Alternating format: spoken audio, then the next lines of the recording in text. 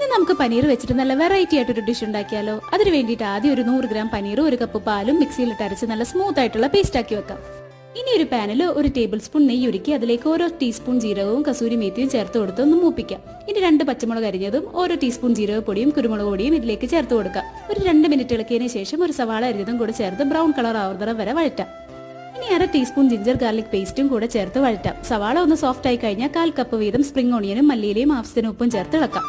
ഇനി അരച്ചു വെച്ച പനീർ പേസ്റ്റും കൂടെ ചേർത്ത് ഒരു 2 മിനിറ്റ് ഇളക്കിക്കൊണ്ടിരുന്ന് ഒന്ന് തിളച്ചു തുടങ്ങിയാൽ ഫ്ലെയിം ഓഫ് ചെയ്ത് ഒരു ബൗളിലേക്ക് മാറ്റാം. ഇനി വേറൊരു പാനിൽ കുറച്ച് നെയ്യ് ചൂടാക്കി അതിൽ ഓരോ ടീസ്പൂൺ എള്ളും കസൂരി മേത്തിയും ചേർത്തതും മൂപ്പിക്കാം. ഇനി ഒരു ഹാഫ് ക്യാപ്സിക്കവും സവാളയും ക്യൂബ്സായി കട്ട് ചെയ്തതും 200 ഗ്രാം പനീർ ക്യൂബ്സും ഇതിലേക്ക് ചേർത്ത് വഴറ്റാം. ഇനി കുറച്ച് ഉപ്പും മഞ്ഞപ്പൊടിയും 1/2 ടീസ്പൂൺ മുളക് പൊടിയും ചേർത്ത് പച്ചമണം മാറുന്നത് വരെ വഴറ്റാം. കുറച്ച് സ്പ്രിംഗ് ഓണിയനും മല്ലിയിലയും കൂടി ഇതിലേക്ക് ചേർത്തിളക്കി ഫ്ലെയിം ഓഫ് ആക്കി നേരത്തെ ബൗളിലാക്കി വെച്ച പനീറിന്റെ ഗ്രേവിയിലേക്ക് ചേർത്തിളക്കിയ സംഭവം സെറ്റ്.